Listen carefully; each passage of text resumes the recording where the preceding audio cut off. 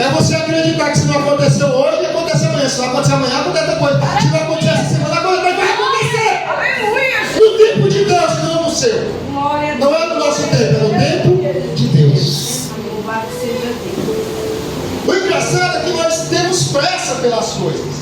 E aí é onde a gente se frustra e acha que Deus não está cumprindo a palavra. Mas deixa eu falar um negócio. A palavra que Deus lança sobre a sua vida, a promessa que Ele faz hoje, Ele pode cumprir amanhã, como Ele pode cumprir daqui a 10 anos, 20 anos. Amém? Amém. Quem conhece a história de José? Levanta a mão. Aleluia. Glória a Deus. Rapidinho. Quando José recebeu aquela revelação em sonho, ele tinha 17 anos. A palavra foi se cumprir 20 anos, e eu diria que mais de 20 anos depois. Porque com 30 anos, de 17 para 30, quem é bom de matemática? Opa, tem alguém bom de matemática ali, não fugiu da história. Hein? Só que com 30 anos, ele é chamado para interpretar o sonho de Faraó. A promessa não é que ele iria interpretar o sonho de Faraó, nem que ele seria governador do Egito. A promessa é que ele governaria sobre os seus 11 irmãos. A gente tem que entender isso. José, ele teve fé. Ele acreditou. E ele não se importou com as circunstâncias, com o que estava acontecendo. Ele pensou consigo. Não está na Bíblia, mas a Bíblia me dá respaldo para imaginar.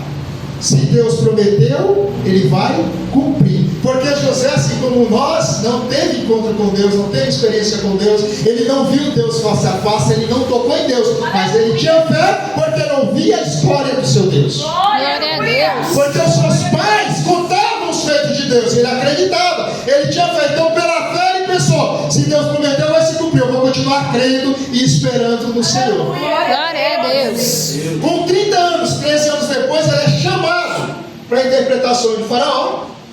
Quando ele interpreta, o Faraó fala: olha, nenhum homem melhor que esse para fazer tudo isso, para arrecadar os alimentos, para guardar. Só que a Bíblia diz que seriam 7 anos de abundância e depois 7 anos de fome. Se ele, quando chegou, foi depois de 13 anos, durante 7 anos de abundância, ninguém foi lá comprar comida. Amém? Então, se ele ficou 7 anos com a abundância na terra, então já vai para 20 anos. Amém? Agora ele está com 27 anos, aí vem a fome. Imagino eu que no mínimo aí, para ser bem pessimista, ficou mais 1 ano sem a fome chegar em todo mundo. Então vai para 21 anos. E só depois é que os seus irmãos descem para fazer compra. Então imagina aí, vamos colocar a matemática exata, 20 anos, para se cumprir a promessa que Deus fez na vida dele. Mas ele teve fé. Aleluia. Quem tem fé aí, dá glória a Deus. Glória a Deus. Não se preocupe, se Deus prometeu, a palavra vai se cumprir. Eu não sei o que Deus prometeu para a tua vida, mas nessa noite Ele me trouxe aqui para te dizer: tenha fé, continue esperando, porque no meu tempo, se tu continuar fiel, vai acontecer. Glória a Deus. Mas vamos dar continuidade. Coloca para mim, varão, Hebreus 11:5. Vamos continuar falando de Glória fé. a Deus. Amém? Aleluia, Jesus. Pela fé, Enoque foi trasladado para não ver a morte, e não foi achado, porque Deus o trasladaram, visto como antes da sua trasladação alcançou o testemunho de que agradara a Deus. Quem conhece a história de Enoque? Uma história que poucos conhecem, né? Porque a Bíblia não relata muito de Enoque. Enoque não abriu o mar, Enoque não ressuscitou morto, Enoque não curou ninguém. A Bíblia só relata de Enoque o seguinte: ele viveu 65 anos, normalmente, casou, teve filho, e depois ele resolveu viver com Deus por mais 300 anos. Até que na terra não se achou espaço para ele, tamanha a sua santidade. Aleluia. A ponto de Deus olhar e falar: não há mais lugar para esse homem, não há como ele conhecer a morte. Então Deus o leva para si sem conhecer a morte. A Bíblia relata 2 personagens que não conheceram a morte, que é Enoque e quem é o outro? Não, pastor, só me ajuda aí. Pastor é fácil, né, pregador?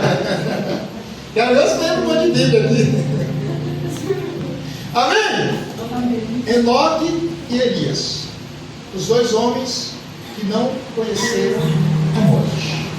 Moisés não foi achado só o corpo, mas a Bíblia relata que ele morreu. Até porque quando Deus veio falar com Josué, ele falou: olha, Moisés, meu servo, é morto. E lá no livro de Judas vai relatar uma guerra entre o arcanjo Miguel e Satanás pelo corpo de Moisés.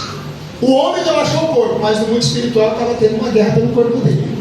Então esse conheceu a morte. Ainda com todos os seus feitos, ele ainda conheceu a morte. Porque ele ainda tem um dos grandes pecados, que é da temor. Olha que pecado. A Bíblia ela relata dois pecados de Moisés que não impediram ele viver a experiência que ele viveu com Deus.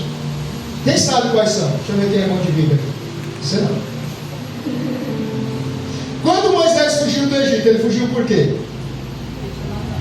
Eita, tem gente. Depois você passa o Pix, tá? E a pastora faz um Pix para você. Amém? Olha só, das nossas leis aqui no Brasil, existem dois crimes: o de homicídio e ocultação de cadáver. Amém? Moisés, a Bíblia diz que ele matou o egípcio e escondeu o seu corpo. Dois crimes. Sim ou não? Sim. Sim ou não? Sim. Mesmo assim, não foi pecado que impediu o agir de Deus na vida de Moisés. A Bíblia relata, ela é clara em dizer que Moisés não entraria na terra prometida porque desobedeceu a voz de Deus. Moisés, toca na rocha, ele bateu. Se Deus mandar